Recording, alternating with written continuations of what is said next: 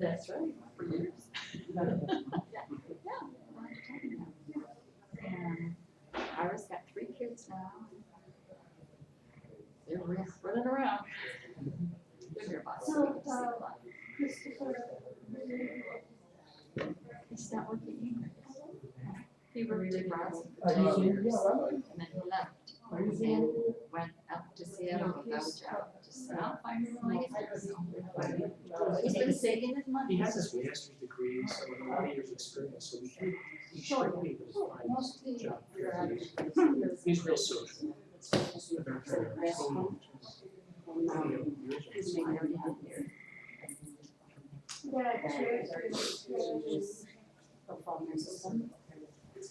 Yeah. Okay. Fine.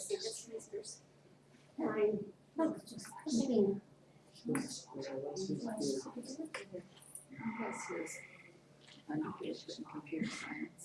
His master's in down so. He had a bunch of vacations and he sold. And he's a good money saver, so he said that even after 2 months, hasn't used it all. Okay. I'd like to welcome our new guests in particular. Everyone, however, is welcome. We're really happy. These people came from, well, from across the river. So, you know, not the Kalamazoo River, that's easier to get across, but what is it called? Parchment Village. Pardon? Parchment Village. Parchment Village, is that what it is? Okay. It is a city now. It's a city. What's the name of that little stream? Springbrook. Springbrook, there you go, they're from Springbrook area, so good. We're getting a contingent from Springbrook. So I should just mention, I sent out an email yesterday, which most of you should have received because I have a lot of distribution lists and they're by categories of frequency and things like that. So this Wednesday evening program is also on Ustream. We're trying it out for the first time tonight. We did a cooking class with Ustream a couple weekends ago, and it was quite successful. So we can store these apparently in some cloudy way, and then we can take them out of the archives, and we can free them up so people can see them anytime. But they're also live. Now I won't be showing, fortunately, just Swamiji will be showing. So if you want to watch these from home sometime and you're eating your dinner or, you know, want to just be there, you can do that. We're happy to have people here. It makes us feel good to know people are here, you know. I want to mention that this weekend we're having a Kaivalya Upanishad retreat. Now Upanishads, for the sake of those who are new, are the scriptures, one of the scriptures of India. We have the Bhagavadgita, the Brahma Sutras, and the Upanishads are the main scriptures. So the Upanishads are what come at the end of the Vedas, which are the distilled wisdom of the Vedas. And so they're little books, and we spend a lot of time studying them. So we have, Swamiji is going to be teaching about 8 hours of lecture on Saturday and Sunday. The schedule, I can print some for people if they're interested. It's approximately from 10 o'clock in the morning, and sessions are split 2 hours in the morning, 2 in the late afternoon. So we have activities that'll go on in between, and also we have a potluck lunch. So please, if you come, bring something to share. Also on Thursday evenings at this same time, 7 to approximately 8:30, we have a meditation group that meets with Swamiji. Now, depending upon size, it can be in here or it could be over there. So it's a very nice guided meditation class. So I think you'd enjoy that. You're getting it from the Swami, which makes a lot of difference. Swami means one who knows truth, by the way. One who knows truth. And we're not talking about relative truth. You know, I can say this is a podium or this is a microphone. That's all relative truth. We're talking about truth with a capital T. So we study philosophy here. That's essentially what we're about, Indian philosophy. And Swamiji is a teacher of Indian philosophy, you can say, and specifically something called Vedanta. And Vedanta is a 2-part word, or 2-syllable word, or maybe more than that. Veda, which refers to the scriptures, the Vedas.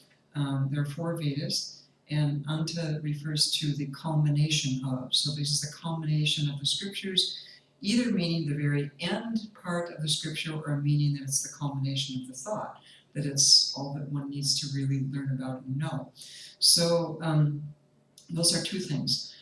So meditation tomorrow night at 7:30. None of you are probably Ayurvedic massage therapists, but you may have a massage therapist, and we have a program coming up on May 11 through 13. We're going to be training some massage therapists in the Ayurvedic methods. These are for people who are already licensed in the profession. But on Friday night, we'll have an open lecture here, and that'll be at 7 o'clock. So you're more than welcome to attend that. We also have Ayurvedic vegetarian cooking classes going on once a month on the second Saturday of the month. So the next one will be on May 12th. And those are being taught by Bonnie Farmer, who is one of our members and a registered dietitian. And she also has taken the first course in Ayurveda called Ayurveda 101, Ayurveda Foundations in Ayurveda for Self-Care. If you want to know what Ayurveda means, Veda again, of course, refers to the Vedas or the scriptures. Arya means life. So essentially translated as the science of life. And it's basically a nutrition, diet, naturalistic approach to good health. Okay, yoga is something different, that's the exercise thing. This has to do with taking care of your body through good nutrition. They also, Ayurvedic doctors who come here for a program and teach,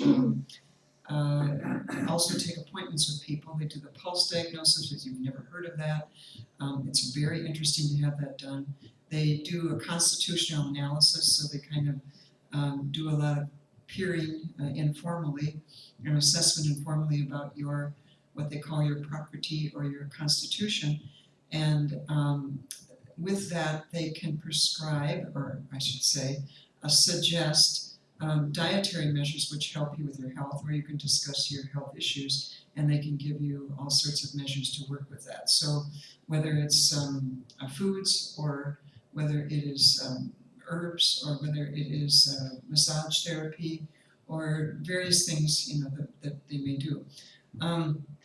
They also do some esoteric things, like they may give you meditation or yoga assignments, things like that. So it's a very holistic way of attaining wellness and maintaining wellness. The whole thing is meant to maintain the body for a spiritual purpose. So that's part of what we're doing here. We have a much longer program planned in Ayurveda, and I'm saying this mainly for the sake of the new people, or those of you who listen to me and block me out. The Ayurveda program that we're planning is a full year course in Ayurveda taught by our Ayurvedic doctors and one naturopathic doctor. And they would come monthly on a weekend, teach 16 hours of a course, and it's progressive, it's intensive, it's for people who really want to understand it. We give some mini courses like that that are usually 8 hours on a weekend over 2 weekends, but we're moving forward to a 1 year course of study for people who are interested in that.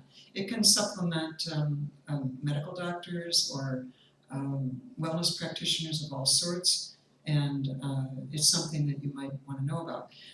If you're interested just in the self-care program, we'll probably have another one, but it's not scheduled right now. Let me mention just a couple things about the program itself. Cell phones off. We don't want to hear them. They're going to be on Ustream, and I probably should make sure I turn mine off. Don't walk in front of the camera. Go around the sides, because the camera will be on Swamiji and you will be on Ustream. So if you want to be, that's a different matter, but don't go by. Hello, I'm here, Mom, or whatever. So the camera is right there. It's the teeniest tiny thing. It's just a webcam.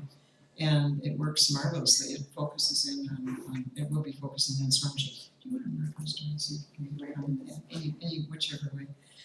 We also have yoga classes here. You just saw the yoga class leave about 5 minutes ago or so. They end usually at 7:30. They go from 6 to 7:30 on Wednesday evenings. That's getting to be a pretty full class. So we're adding another class on Monday evenings at 7 o'clock. All right.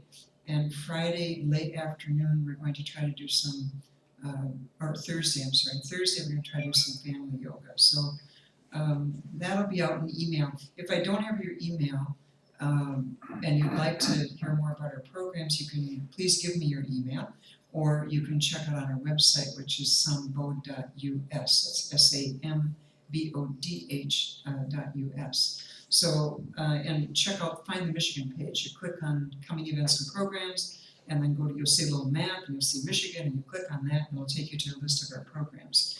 So, be alert to that. We have various study groups going on, and that you can look up online, all right?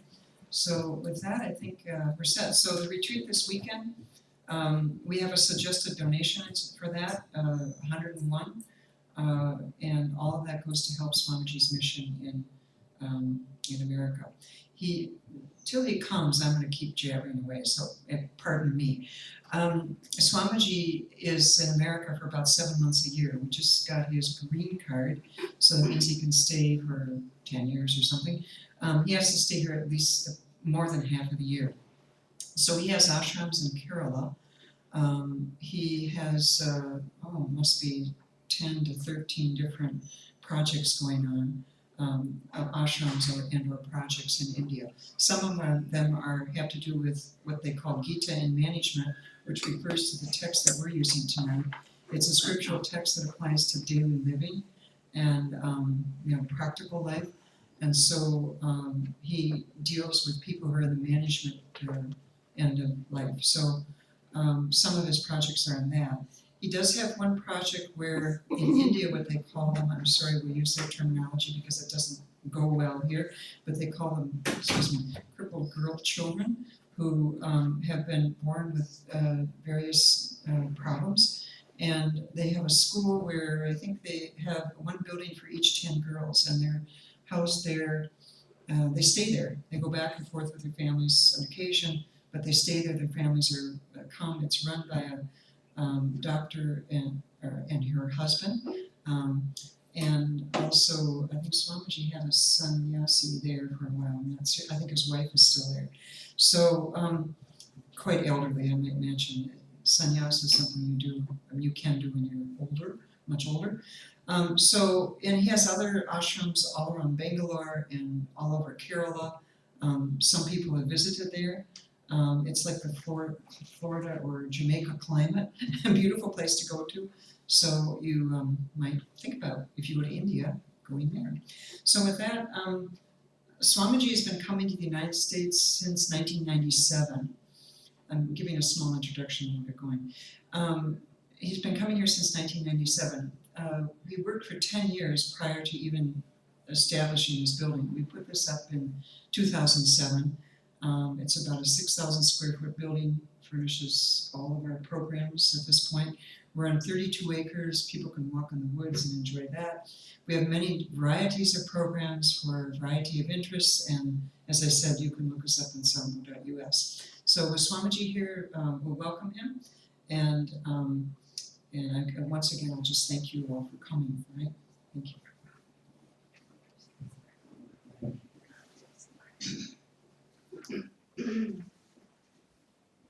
So usually we will start with a prayer, and this prayer is addressed to Goddess Saraswati, the Goddess of knowledge, and Ganesha, the one who removes all the obstacles in our path. And 1, 2, Guru. So 3 prayers: Saraswati, Ganesha, and Guru.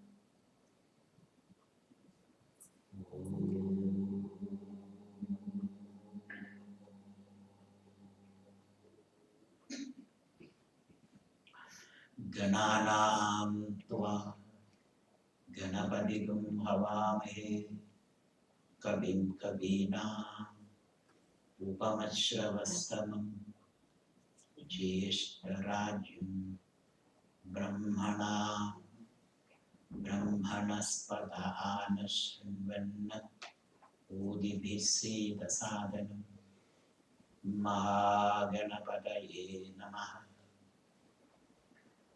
Ya Kundandu Sharahara Dhavala Ya Shubhravastra Ya Veena Varadanda Mandinakara Ya Shveta Padmasana Ya Brahmachyuda Shankara Prabhudir Deve Sada Pujita Samam Padu Saraswati Bhagavati Vishesha Jadhyavaha Samam Padu Saraswati Bhagavati Vishesha Jadhyavaha Mauna Vyakhya Prakatita Parabrahma Tattvam Yuvanam Vashishtande Vasadushikane Prapratam Brahmanishtai Acharyantram Karakalida Chinmudra Manantarupam Swatmaramam Muditavadanam Dakshinamurti Nide Swatmaramam Muditavadanam Dakshinamurti Nide Om Guru Brahma Guru Vishnu Guru Devo Maheshwara Guru Sakshat Param Brahma Tasmai Shri Gurave Namaha. Tasmai Shri Gurave. Thank you. So some of you have gone through Bhagavad-Gita several times, and for some of you it may be a new text. But whether you have gone through it or not, studied it or not, Bhagavad-Gita is considered as one of the most significant spiritual books of the world. As significant as Bible or Quran or Dharmabhagavata, such world-renowned text. A text is to be interpreted in its context. The text will become relevant in a certain context. So this particular text, the book, was taught in a battlefield.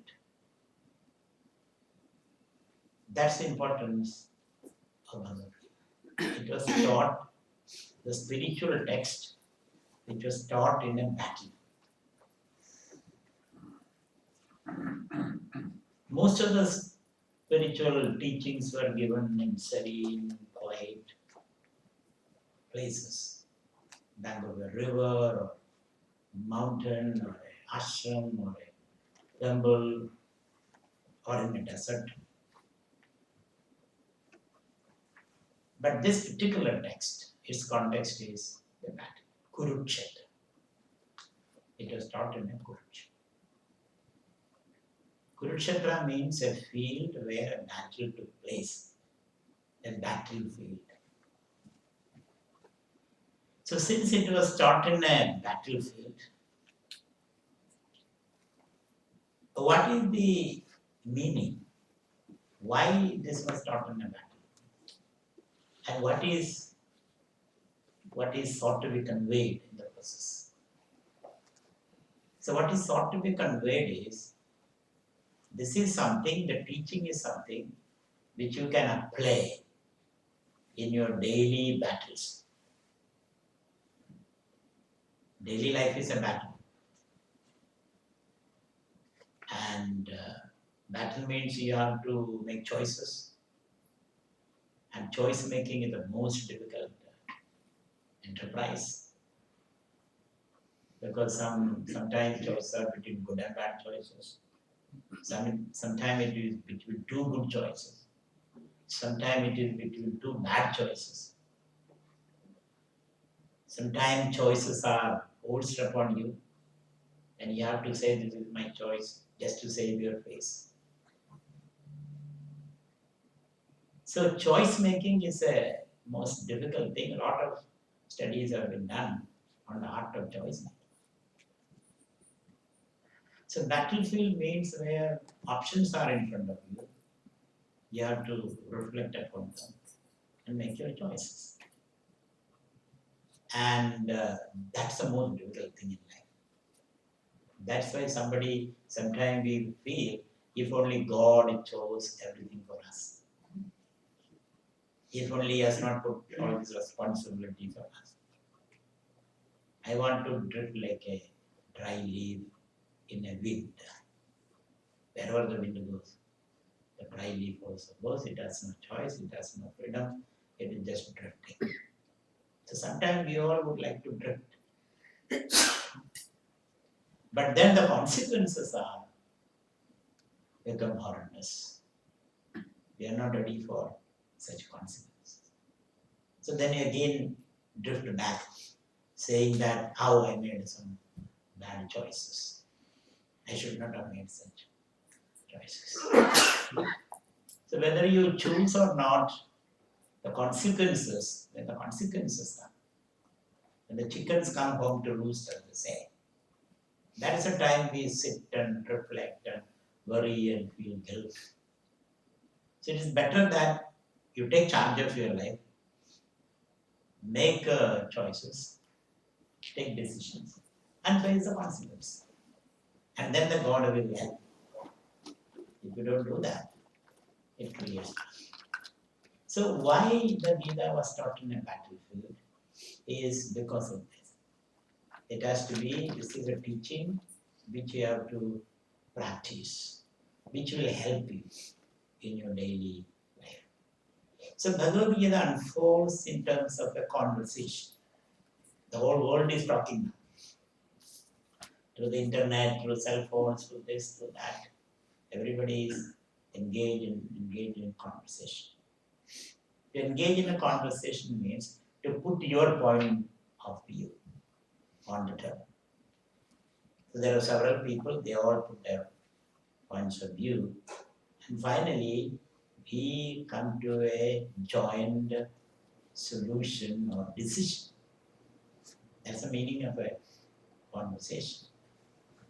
So you have a certain interest, certain sense of self, and accordingly you present your views, your needs, your talents. Talents are to be expressed, needs to be fulfilled.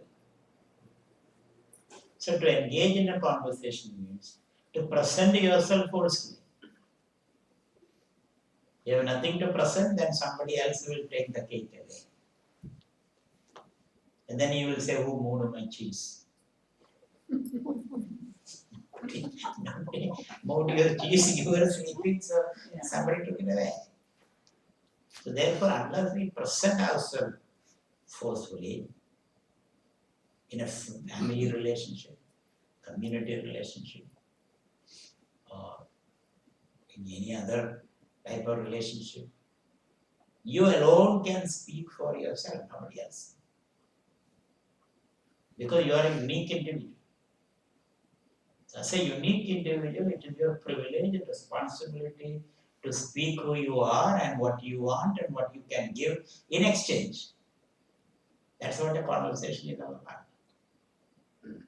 That's what a dialogue is all about. So the Bhagavad Gita is a conversation, a dialogue. It's called Sambodh.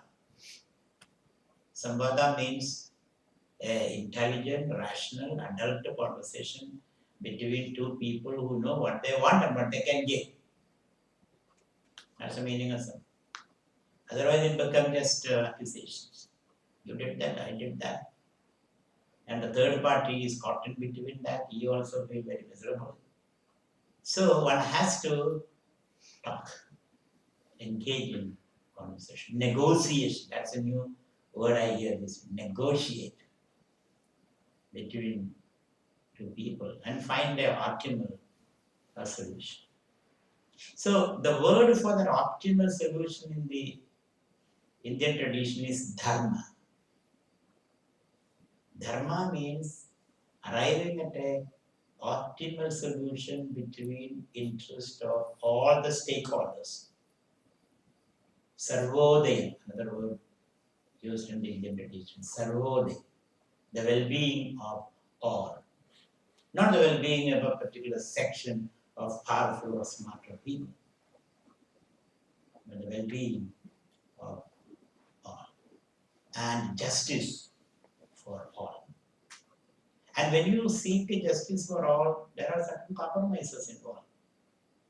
Some people may have to postpone some of their needs. Some people may have to cut down some of their needs.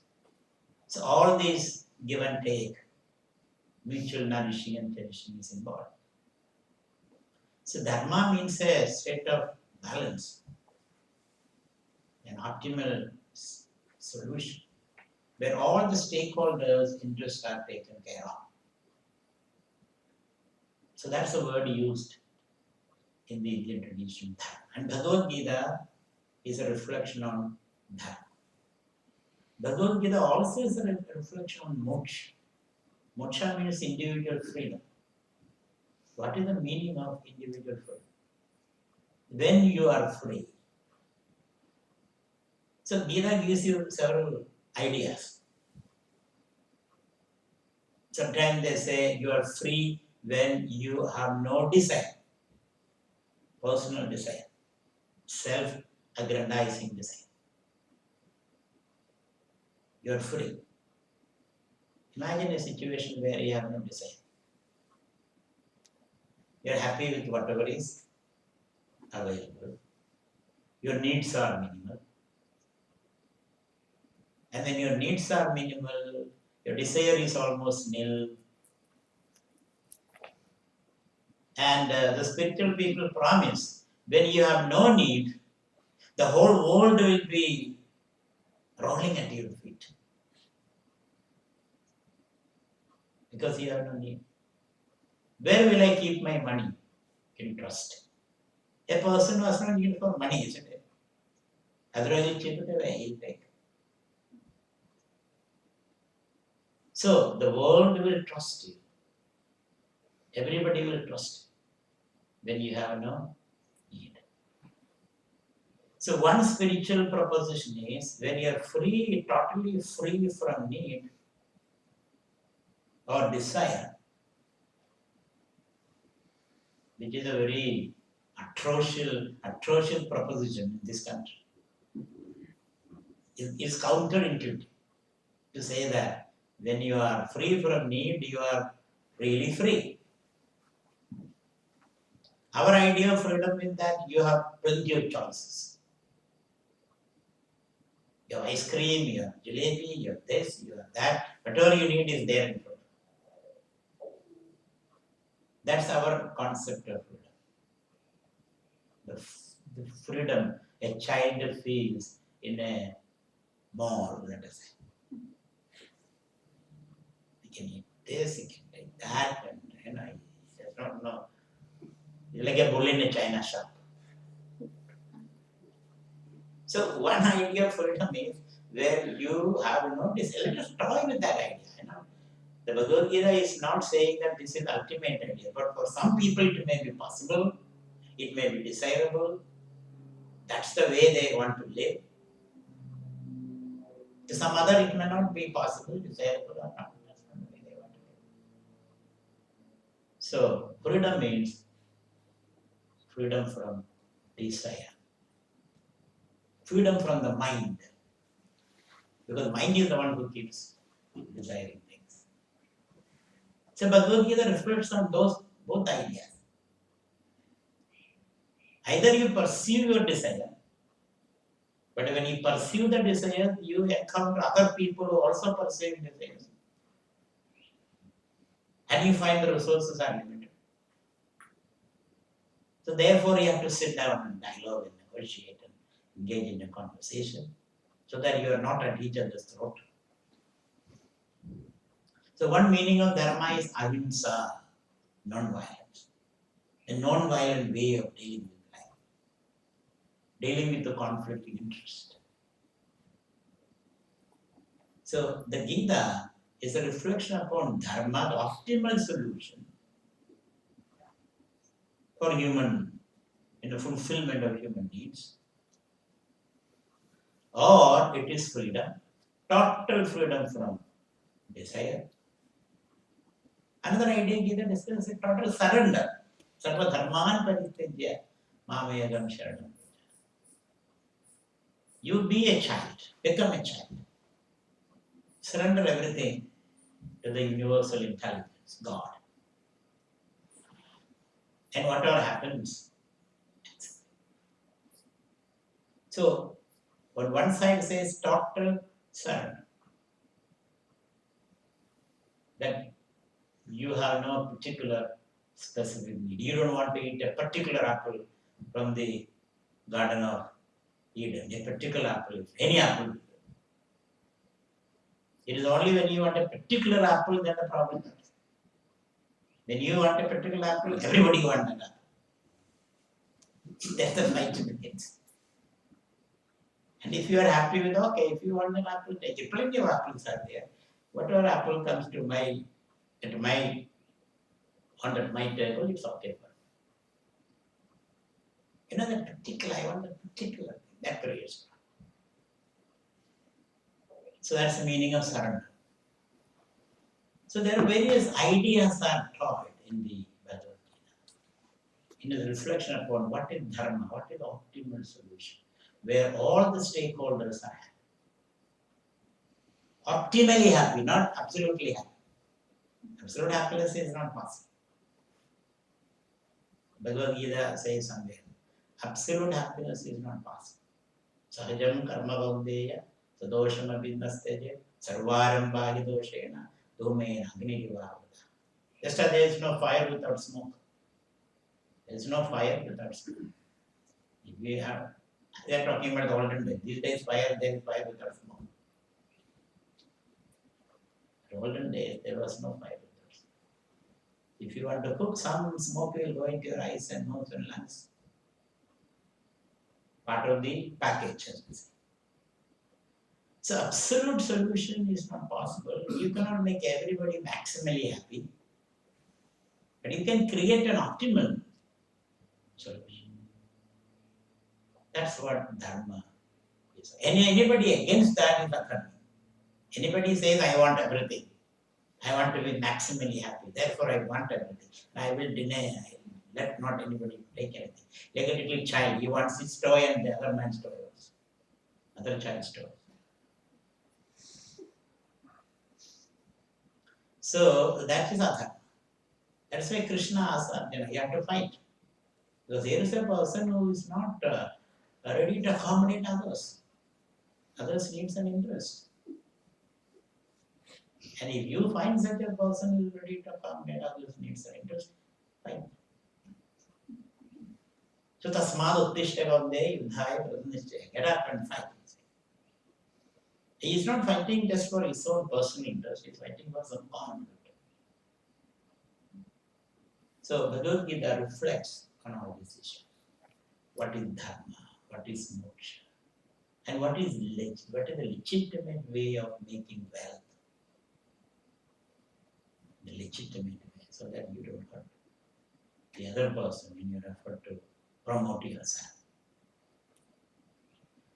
So I would say here is a great conversation. In Mahabharata, Bhagavad-gita is part of the Mahabharata. Mahabharata, the great epic of India. Maha means great. Bharata means India. The great epic of India. And in Mahabharata we find thousands of conversations between people. That is what Mahabharata. Sometimes a mouse speaks with a cat. Strange bedfellows, isn't it? Mouse is speaking with. And sometimes they strike a contract. They say some friendship. Temporary friendship. And mouse is very careful. Very careful. But it helps to tide over some other problem. So these kind of associations or networking is called the competition, cooperation plus competition. The mouse is talking with an owl is speaking with a crow. A snake is speaking with a peacock. It's all kinds of conversations. It's like the modern cell phone. Everybody is talking to not, and this conversation is good. So Mahabharata, you find thousands upon thousands of conversations. And Mahabharata doesn't give you a particular one shoe fits all solution. He said this solution may work in your case in this particular situation. That solution may work in her case in a particular situation. Therefore, if you ask for the solution, only Hitler can give you. Only Hitler. Not any thinking wise person cannot give you the solution. There are many solutions, many choices. So that's the kind of conversation we find. So one conversation is what happened in the battlefield.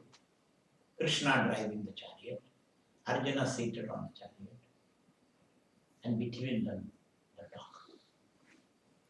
There's another very interesting conversation in Mahabharata, which we cannot have given much attention. The conversation between Bhishma and Dharmaputra. Bhishma is lying on the bed of arrows, thousands of arrows. A bed of arrows, can you imagine that? Bed of arrows. It's a metaphor for life. We all are on bed of arrows. More and more arrows are coming. It's a metaphor for life.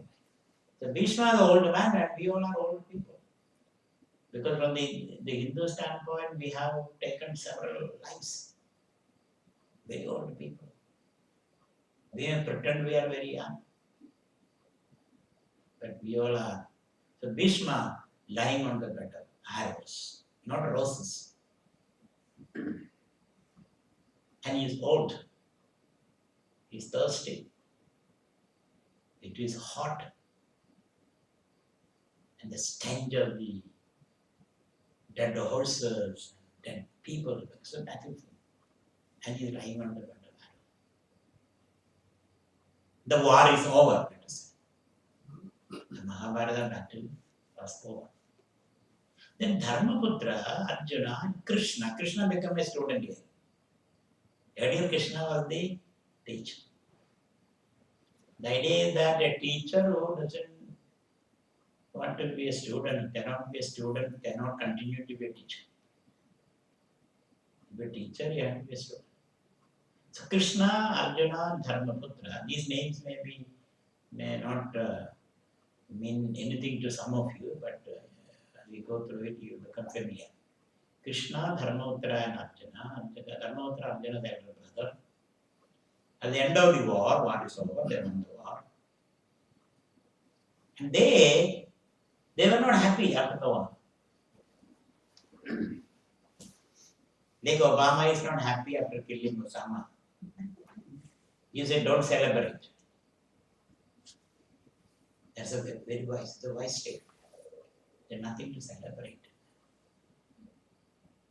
You did a job which you have to do, which you would have avoided doing it, but it has to be done.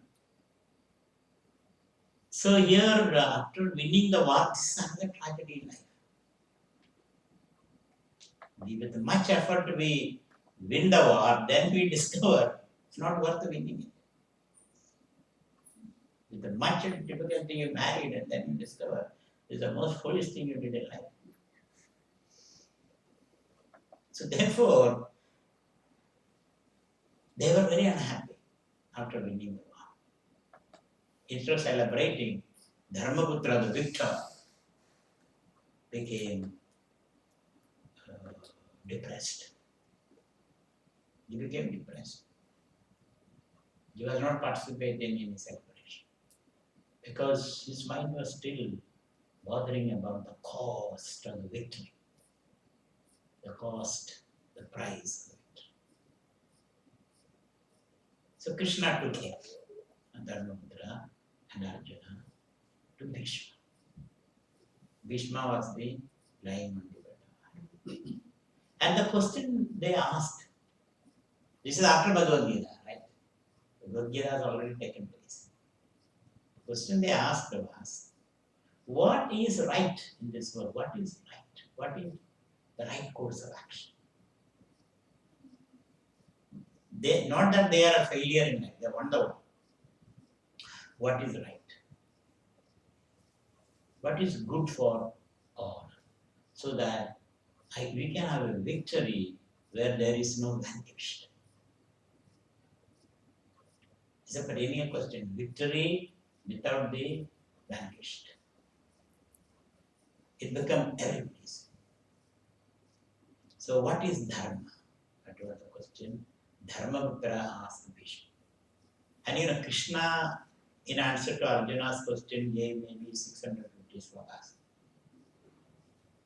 But Bhishma gave 30,000 slokas. 30,000 slokas. Sloka means a couple.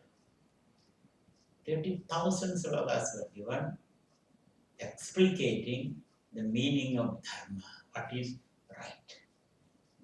Because I already told you, it's a relative concept. Something may be right for you in a given situation.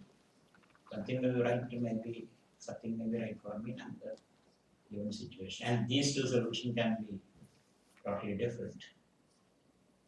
So there are two interesting conversations that has taken.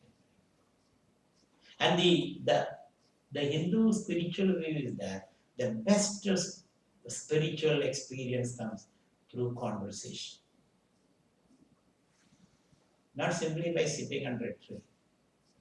Sitting under a tree, fasting and chanting mantras are all important. Don't say it's not important.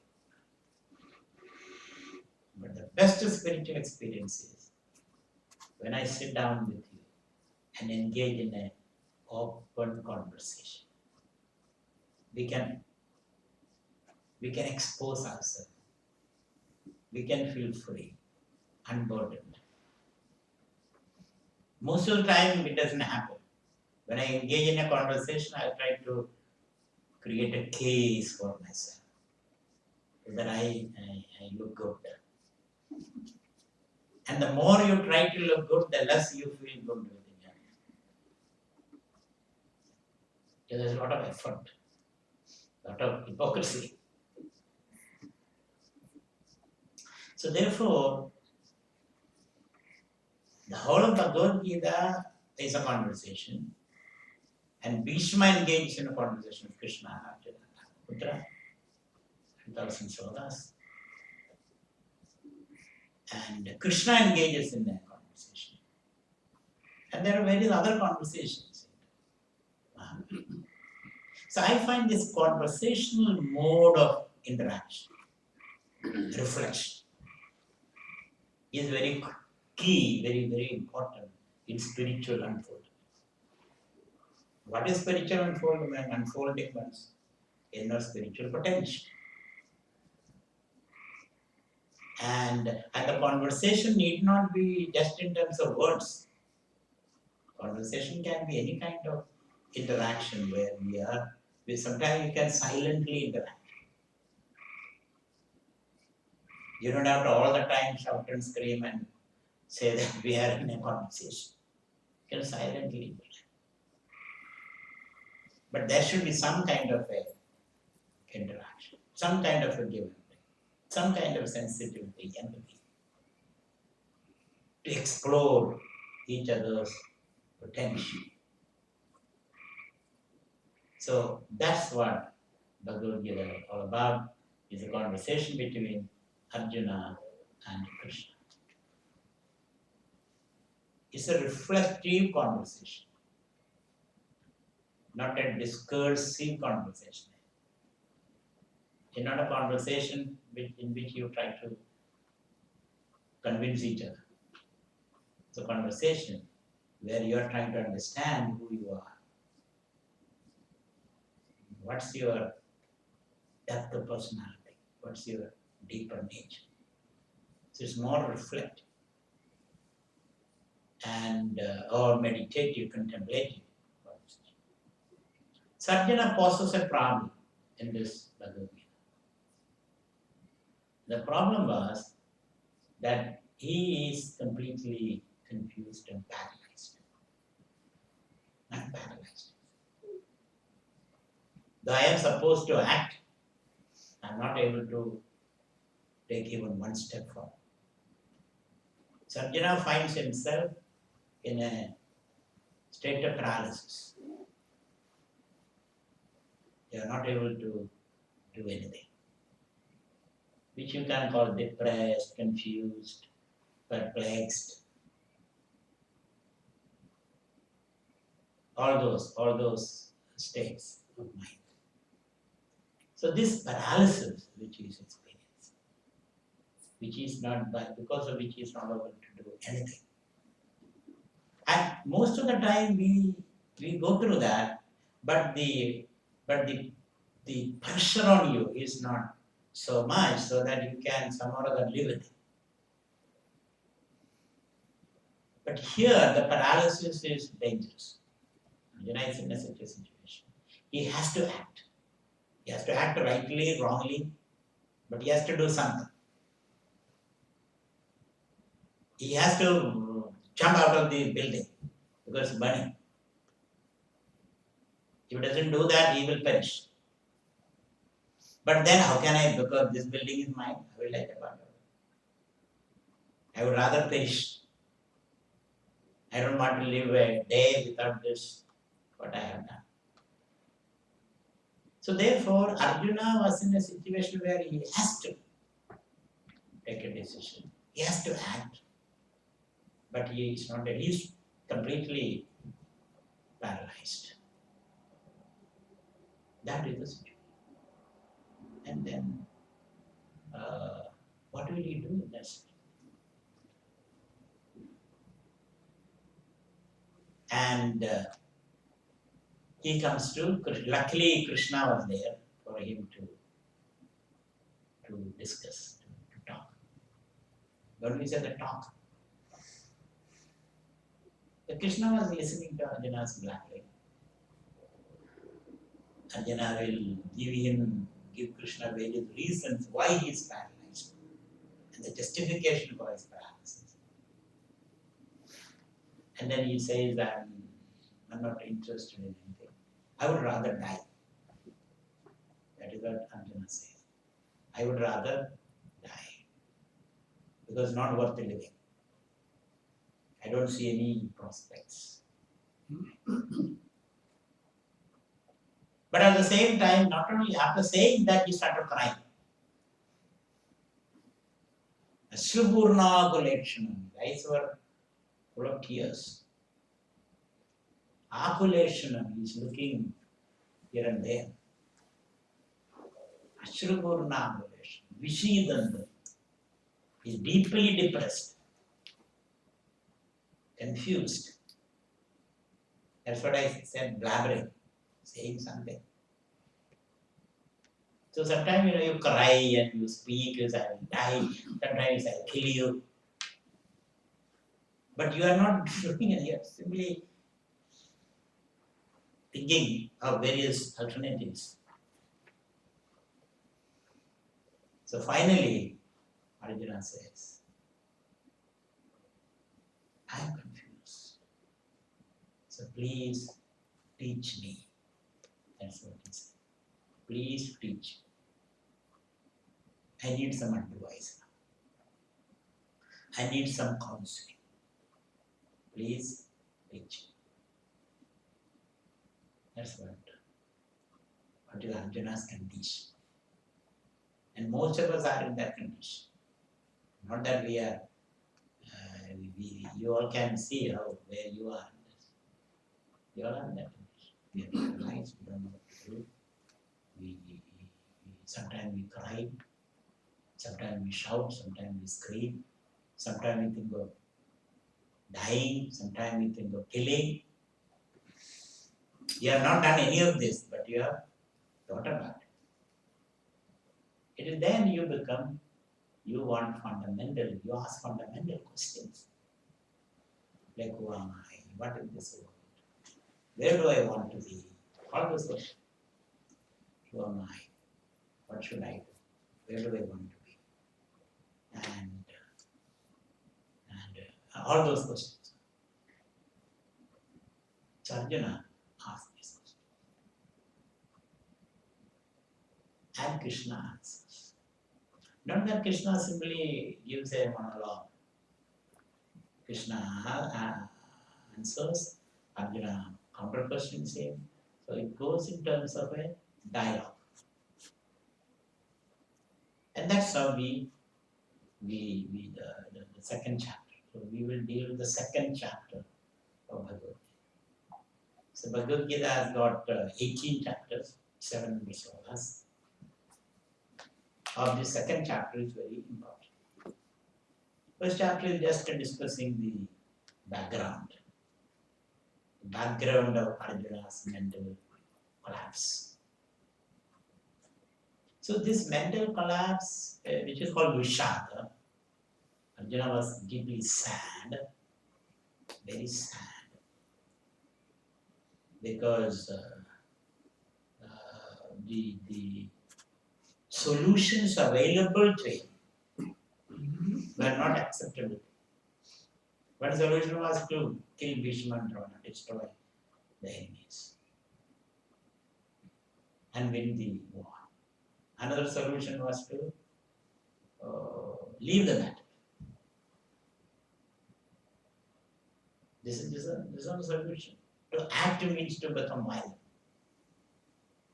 To leave the battlefield means to do violence to oneself, become inactive. So these two solutions were available to Arjuna. And he was not happy with any of this. So therefore, he says, what should I do? Tell me what is right for me. Tell me what is right for my country. Tell me what is right for my countrymen. What's right? And Arjuna was a king. Arjuna was the prince. So his actions or inaction will affect a lot of people. Just like our actions will affect at least a few people, at least our children. Therefore, we feel responsible. That feeling of responsibility is not there, it's very easy. So Arjuna asked Krishna, please help me. Which was very difficult for Arjuna to ask because he was a person who was very successful. But now at this point, please. That is how what we see, and what we see in the second chapter of Bhagavad Gita. So let me read some of these slokas, just for the pleasure of reading. Not that you will understand the meaning of these slokas, but just for the pleasure of hearing the Sanskrit words. Then I'll read a couple of slokas. Sanjaya Uvacha Tam Tadha Kripaya Vishtam Ashupurnakulekshanam Vishidantamidam Vakyam Uvacha Madhusudana Shri Bhagavan Uvacha Kutastva Kashmalanidam Vishame Samupasthitam Anaryajushtamaswargyam Akirtikaram Arjuna Klaibyam Asmagamaf Partha Naitattvayupapatyate Shudram Kritaya Daurbalyam Tektotishta Parantapa. Now you know how to listen without understanding. Anything you are listening carefully. And that is the true meaning of listening. You don't understand, but still you are lending your ears. You're trying to, it makes you reflective. It makes you reflective. And that's the purpose of spirituality. Is to make you reflect. And when you're reflective, solutions come, answers come. Otherwise, you think the etymological meaning, that meaning, this meaning. Here at least there is time for reflection. But I'm going to give you the meaning. So the second chapter opens with this picture of Arjuna. Arjuna is sitting in the back, the chariot, driven by Krishna. Krishna is a dazzling god with his yellow robes and his green, his blue complexion, his peacock feather tucked between his turban, his curls dancing on his forehead, and his wide lotus eyes, and his winsome smile, and the reins of the chariot in his hands. It's a very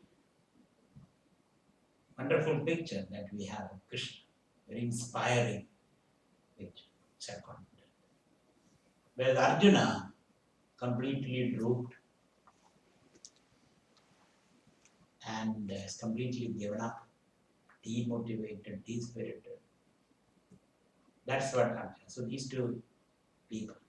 So Arjuna's condition. And some of you may find a sympathetic person, you may feel sympathy for Arjuna. You may feel kind of affinity for what is going on in Arjuna's mind. So Sanjaya Vaja, Sanjaya said. Sanjaya is a person who describes the matter. Who was the Dhritarashtra's minister. So tam tatha kripaya vishtam mashrupurna kuleshna. So what is the condition of Arjuna? So let's try to see Arjuna in us. When this description is going on, we have to see Arjuna in us, this particular character. So what is the condition of Arjuna? Kripaya avishtam vishidantam. That's the psychological state. And what is physical state? Ashrupurnam akuleksham. Ashru means tears. His eyes are full of tears. Akuleshna means completely disturbed. He's not able to fix his attention anywhere. Isn't it? Fidgeting and looking here and there. Akuleshna, Ashrupurnam.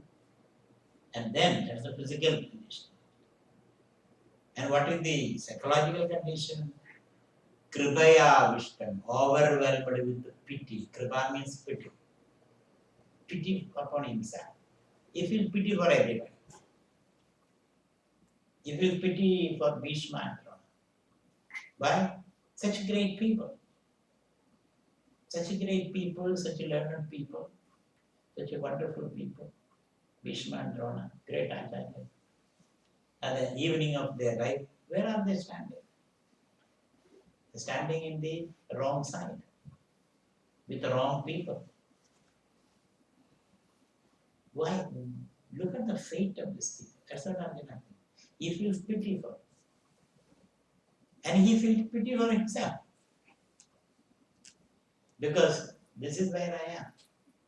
Where I have to fight with my own gurus and elders and uncles. What have I done for this? That's a pity. How life plays its games with you. And you seems to have no control over the denouement of the events. That is the pity that you sometimes only feel pity for your children. And pity for yourself for producing such children. That's a pity that you. So Arjuna feels pity and kripa. And vishadam. Vishadam means she became sad. Sadness is a state when you cannot blame anybody for the mess that has happened. That is a state of sadness. You cannot blame outside anybody. You cannot blame yourself. You cannot blame God for what is happening. So when you cannot raise an accusing finger against anybody, that is the state is called sad. So Arjuna was sad on one side, and he felt pity for everybody on the other side. And he started crying, and he is not able to focus his attention anywhere. Nothing satisfied him. No solution inspired him. That is the state of Arjuna. And some of us are in that state. Why do you dwell upon this? Because this everybody knows. Why do you dwell upon again and again and again the same thing? I want to get out of that. And you are making me remember it. Because this is very important. It is very important to understand who we are at this stage, at this present moment. What's going on? Then we can address the issue. So, tam tatha kripaya vishtam ashrupurna kulekshanam Arjuna. This Arjuna, who is crying, weeping, and depressed, demotivated, sad, sorrowful, paralyzed. You can use few more words. Paralyzed such an Arjuna, Vishidandamidam, Vakyam Uvacha Madhusudana. Madhusudana means Krishna. Krishna, Idam Vakyam Uvacha. He said these words. That's what Krishna did. So far, Krishna was only listening. He didn't say anything. Arjuna had his say. And then he stopped talking. After some time, you go on talking. Finally, you stop. Because you have nothing more to talk. Now I am in front of you. You stop. So, to that Arjuna, Krishna spoke these words. They are very interesting words. And any counselor will do that. Just pep you up. Just appeal to your sense of pride. Just wake him up. So that's the first technique Krishna adopted. For all counselors, this is very important. What did Krishna do? Shri Bhagavan Uvacha. So the first law says, Tam tatha kripaya vishtam ashrapurna kulekshanam Vishidandam idam vakyam uvacha madhusudana. That also with a smile. Earlier it was said. Prasaneva Bharata. You should always keep a smiling face. At least it will make you relaxed. It's very important to smile. And it is possible. Sometimes you are agitated, you want to shout. But when you can bring this smiling face, your agitation will settle down. So Krishna with a smile. It's a big message for all of us. Whenever you engage in a conversation or a difficult situation, keep your smile. Keep smiling. Keep smiling. That's very important. So Krishna also smiled. With a smile, he said. What did he say? Kudastva kashmalamidam. Kudaha. Kudaha means whence upon thee this weakness. It's a weakness. That you are crying. You are not supposed to cry. You are supposed to act. Instead of acting, you are simply crying. It's something like you are driving on the highway 90 miles per hour and then suddenly you stop your car on the highway and you start crying. It will cause a major highway accident, isn't it? That's what he's doing. There's no time to cry. You have to keep crying. Make a mistake, doesn't matter. Somewhere you will be able to correct. But you cannot afford to stop. That is why Krishna says, Kutastu akashmalamidam. Whence upon thee this weakness of heart. Kutastu akashmalamidam. Vishame samupastidam. When you are facing such a big crisis in life, this crisis calls for action. You have no time to think. We have thought a lot. All this thinking has happened. This is not the time to think and worry. Again, open the whole case. It's a time to act. So it says, Kutastva Kashmanayudam. Whence upon thee this weakness of heart. Vishame samupastita. When you are facing a serious crisis in your life, a very life-threatening crisis. If you don't act, you will be killed. Or you will miss a chance. Therefore, it's time for you to. Doesn't matter whether you make a mistake. You can learn. But if you don't act, that will be the most grievous mistake. So, Kudastva Kashmalamidam, Vishame Samupastidam, Anarijushtam Asurgyam. And this is Anarijushtam. This is unbecoming of a hero. You are a hero. You are a man of action. People were looking up to you. This is unbecoming. So when these words were used, Arjuna started responding. So you need some kind of a approach to pep up this person. To raise his adrenaline if possible. So he says, Kutastva Kashmalamidam, Vishame Samupastidam, Anarijushtam Aswargyam. This is unbecoming of him, unexpected. Aswargyam, this is heaven denying. Heaven denying. Some people will respond to that kind of argument. You will never get heaven. Heaven denying. It's enough for some people. Do this, you will get heaven. The heaven denying. You will never go to heaven if you do like this. So heaven denying, asurgyam, akirtigaram, and it will bring you lasting ill fate. Ignominy, lasting ignominy. Akirti. Kirti means ignominy. People will talk about your stupid. So therefore, please don't do that. So kudastva kashmalamidam, vishame samupastidam, anarijushtam aswargyam, akirtigaram. You are not supposed to behave. Just a pep talk. Not much argument here. Only pep talk. And in this, Krishna is emphasizing the need for action. Because I find that at the end of the Bhagavadgita, Arjuna became active. He said, I will do what I am supposed to do.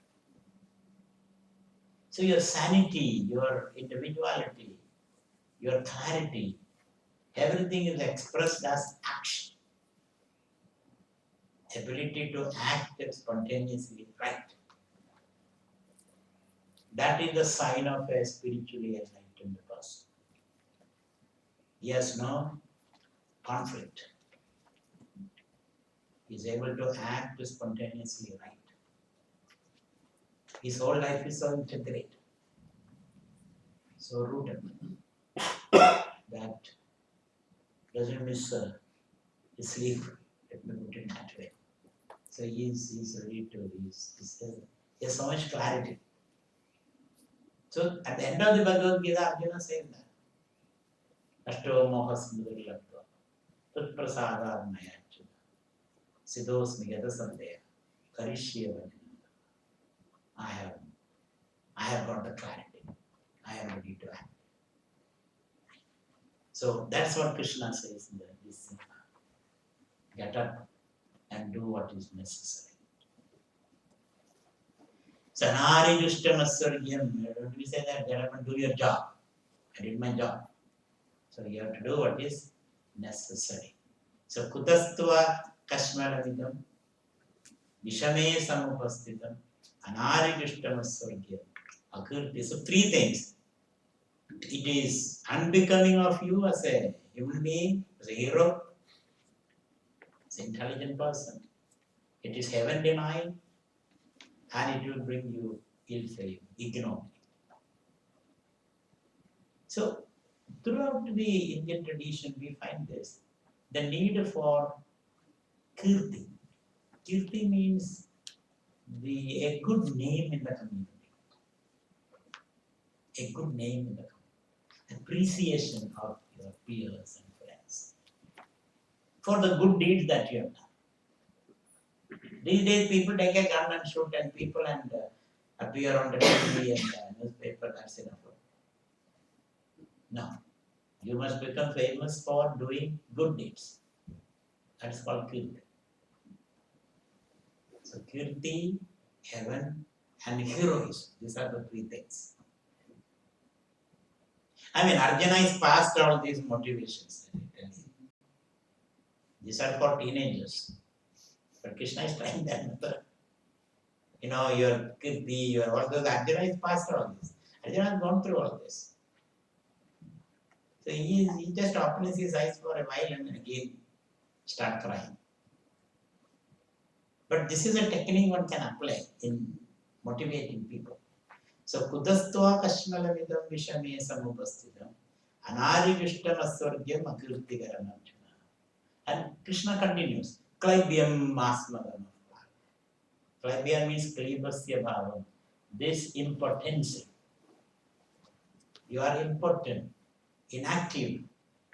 This impotence. Klaibyam masmadam. May this impotency not come upon thee. Don't yield yourself to this impotence. So, klaibyam masmadam appa. This is not becoming of you. Now, I cannot even believe my eyes that you are crying. So, klaibyam masmadam appa na edattui upavadyade. And sometimes, these kind of words can inspire people. Not everybody, but a few people. Take up, that's enough. That man will get up and leave even without paying your fee. So, it's possible. Take up. Stand up. That's enough. The power of the voice. So Krishna is trying that kind of a technique. Get up. Check it.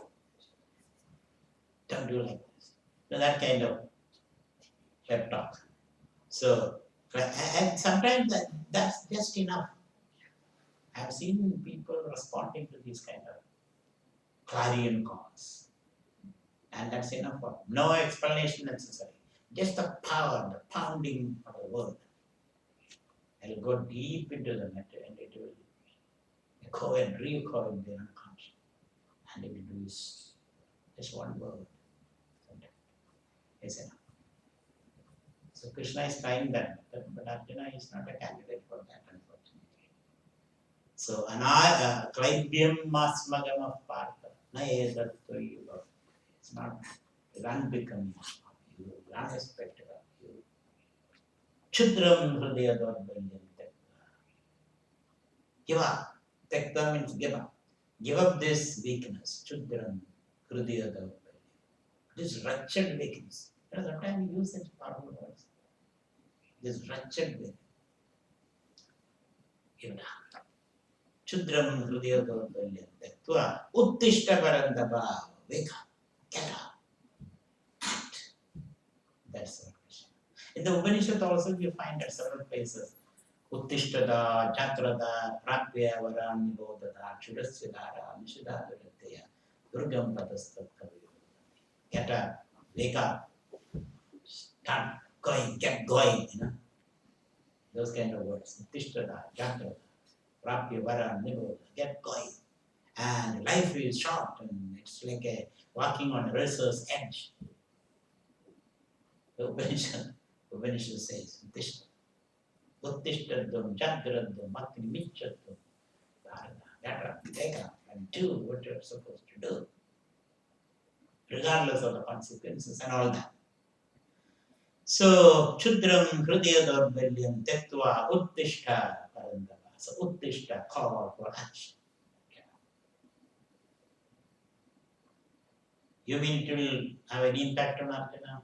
Arjuna just opened his eyes, looked at Krishna, and again. Because he's past all these kind of motivation. He needed a philosophical explanation. He needed a deeper explanation. He's no more a child. He himself is capable of thinking. So he has elaborated upon various same issue from various angles. He has done that. So when Arjuna was Krishna used these kind of words to inspire Arjuna responds. Arjuna says, because the running theme in Krishna's chastisement is that you are acting as a weak person. You are weak. You are afraid. You are under the fear, spell of fear. Arjuna says, it is not out of fear. It is out of a reflective mind. I reflect on issues. I think of the cause and the consequence. I think of the cause, the price of what I am going to do. That's what. So I'm thinking as a responsible citizen, responsible person. It's not simply because I'm afraid of doing it. My problem is, I find war is no solution. But you cannot avoid war. Like Obama said, I am a votary of Gandhi, Mahatma Gandhi, the apostle of non-violence. But I am also the commander-in-chief of the largest army in the world. If you are a commander-in-chief of the army, you have to do something. So the demands of peace and war for justice. And why do you fight for peace? Is it not an oxymoron? I am fighting for peace. I am fighting for peace. But that is what we are reduced to. That is what we are reduced to. So I have a very deep, fundamental problem here. I know war cannot be avoided. I know war is not a solution.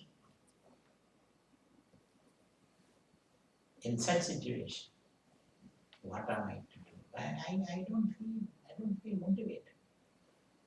Not that I am afraid. I can fight and win this war. But it's no solution to the problem. And Arjuna was very precise in what he said, very precise. Because at the end of the war, everybody was killed. Only few people remained. Even children were butchered in their sleep.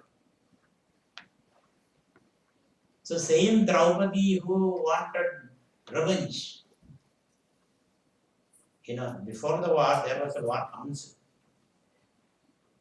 In the war council, Krishna, Arjuna, everybody said war is not necessary. The war will not solve. I'm sure the same thing will be going on in the National Security Council deliberations in this country. People must be discussing this. It's not the internal issue. Permanent issue. So, Krishna, Arjuna, they thought about said, okay, let us live in the forest. Let's not go for war. But Draupadi comes. Draupadi is the woman with the loose hair, crying, weeping. That's the last weapon of a woman. Just crying, and then everybody will say, okay, done. So she comes crying with her hair loose and eyes rolling in tears. And she says, look at my loose hair. I have taken a vow that I will not tie it unless I dip my hand in the blood of Dushasana, who tried to molest me. Who? I want this one. I want revenge. And Krishna said, okay, that's okay. We'll fight.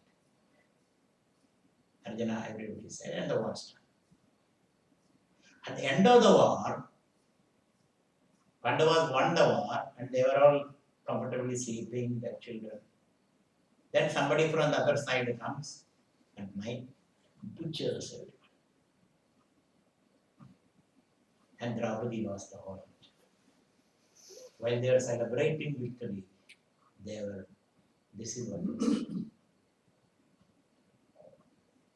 And Ashwatthama, who did this.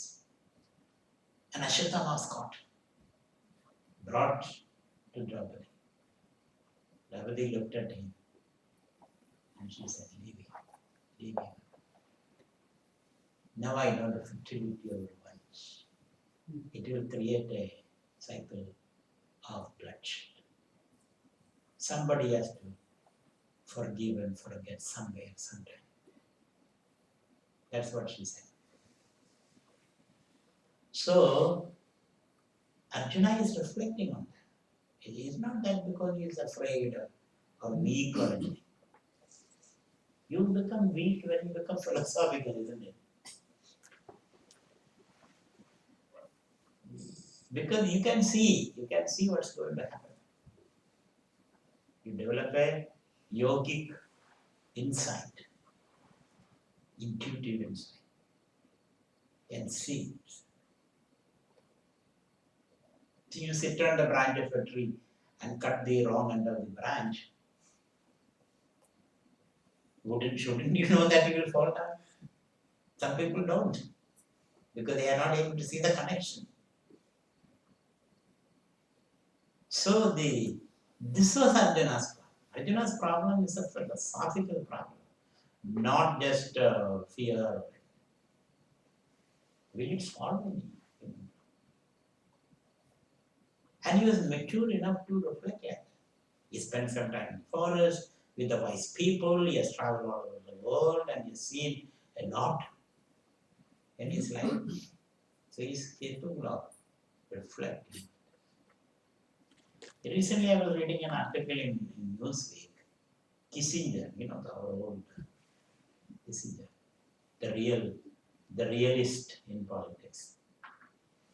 So he was saying that I travel all over the world and now I understand the difference between East and West. West believe there is a final solution to everything. East believes such a solution is not possible. That is a fundamental difference, he says. It took a long time for him to realize that. The America believe that every problem has a solution. Afghanistan problem, this is the solution. Iraq problem, this is the solution. Poverty, this is the solution. Illness, everything that's the solution. Whereas the East believes no such a solution is possible. Therefore, East is little laid back, of course. America is always ready to act.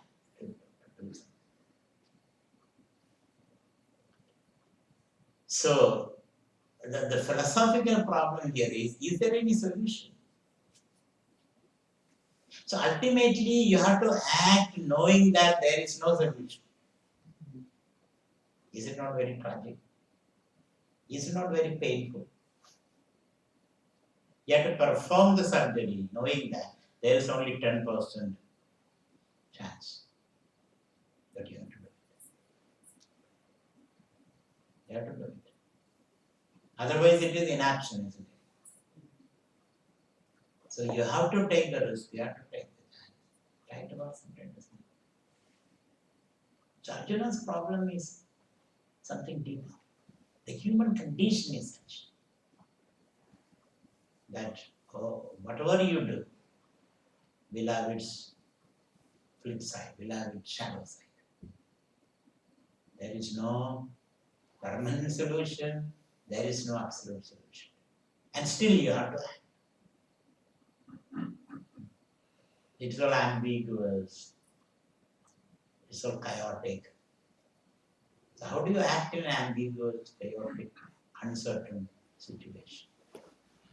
And when you act, you have to act definitively. You cannot say that I may do half of it and then you have to act. This is what we must do. And he explains. He says, Arjuna Uvaja, Katham Bhishmamaham Sanghe Dronam Chamatusudana Ishavi Pradiyosyami Ujarahau Adisodana. How can I fight Bhishma and Drona? They are my gurus. Collateral damage. They put a bomb, not only my enemy will die, the other people also will die who are not involved in the whole thing. The collateral damage is more than the benefit. That's the problem. So it's like a human shield. Some people keep a human shield and then, or they hijack a plane and then negotiate. Okay, release all these criminals. You may have to do all that. You have to do all that. Tactically, strategically, and all that. So here he says, how can I fight with the Bhishma and Drona? They are my gurus and elders. And what is the point? If they are fighting against me, who are the one who taught me all this? And I find them on the wrong side. Am I on the wrong side or are they on the wrong side? I'm not sure. Because they taught me what is right and wrong. And they are fighting against me. This is my dilemma. Who is right here? George Bush has no problem. He knows who is right.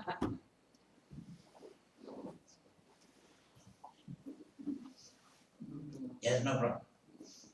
But some people has problem. What is right? Who is right? And what is the appropriate action so that subjectively, clinically correct action shouldn't take more or less. So that is the question. So, Katham Bhishmamaham Sanghe. Sanghe means the battle. How do we fight these people? Dronam cha Madhusudana. Drona is my guru. Bhishma is my grandfather. I grew up in the lap of Bhishma. I learned the basics of archery. Drona is my very revered guru. I am one who will lay down my life for the sake of Drona and Bhishma. And here, look at my faith. I am called upon to fight against. This is something very strange. And unless these are cleared, I am not going to fight this. So, Katham Bhishmam Dronancha Aham Sangye. Madhusudana, oh Arjuna, oh Krishna. Madhusudana is Krishna. Krishna killed a Rakshasa called Madhu. Madhu. That's why it's called Madhusudana. Then Arjuna says the issues are very clear. He is a felon, an intelligent felon. It's easy to kill him. But here, Bhishma and Drona, they are not intelligent. So it is a very difficult, it's a very grey area, very ambiguous. And all our modern issues are like that. Very difficult to sort out. Collateral damage is too much. So therefore he says, Katham Bhishma Maham Sangye Dronam cha Madhusudana Ishubi Pradyosyami. How will I fight them with arrows? I am supposed to offer flowers at them. I am supposed to offer flowers at them. And here I am seeing them after a long time. And I have to fight them. This is something which doesn't gel with me. That is Arjuna's dilemma, it's our dilemma, and it is everybody's dilemma. It was a dilemma throughout the ages. A lot of people have reflected on that, offered some solutions. But we are as human beings fated and then to reflect on this issue again and again and again. Because if there is no ultimate solution, every generation has to reflect and find their own solution. So Bhagavadgita may help us in reflecting upon the contradictions and the conflicts and the paradoxes involved in our life, and in the midst of all that, engage in decisive action. That is all what spirituality is all about. The rest of the spirituality is only here and there. We may do certain things. The real spirituality is reflecting upon this, the contradictions that we are facing in life. And it needs deep reflection so that we can fine-tune your responses. So that you can minimize the collateral damage. So that you have the courage and the confidence to accept responsibility for the damage that you have done. Krishna does that. The end of the war, Krishna says, yes, I have taken certain bad decisions which caused collateral damage. And I feel responsible for that. And I stand to be punished for that. I'm willing to be punished. Krishna says, Gandhari Kursusi. So up to that we must be ready. And alone you become a really ethical person and spiritual. That you understand the conflicts involved, contradictions involved, and you're able to fine-tune a response. And you have to act on that and feel responsible for the collateral damage that it was. And if the cosmic justice will come upon you later, because there's something called cosmic justice. Everybody will have to pay the price. Krishna also had to pay the price. Rama had to pay the price. Cosmic justice, not just human justice. So Krishna said, I'm willing. Then alone you become a truly spiritual person. So more of it we'll see. Now what does Arjuna or Krishna say? Arjuna presents his case in a very beautiful way. And finally, Krishna, Ashocyanam Shochastu, Prajnavadam Shavashas, Yadasun, Jadasun, Nana Shojan Nivadina, Prahasan Neva Bhata, all those things. Krishna understood all this. You know, this kind of a contradiction evokes smile in Krishna and sadness in Arjuna. That is the difference between a wise man and an otherwise person. Krishna is wise, so he smiles. Arjuna is otherwise, so he is crying. So choice is yours. You can cry or smile. Things are not going to change. Things are not going to change. Whatever solution you offer, things are not going to change. This is the 7,000-year-old wisdom of India. It's not the 200-year-old wisdom. Things are not going to change. Whatever you do. Choice. You have a choice either to smile or cry. Choices. And both will die. You will smile or cry, both will die. For that, in that you have no choice. So this is the total picture. And let's see how Arjuna Krishna addresses this issue. That we see next time. So I just do as I am concluding the Om Purnamada Purnamidam Purnat Purnamudachyate Purnasya Purnamadaya Purnameva Vashishyate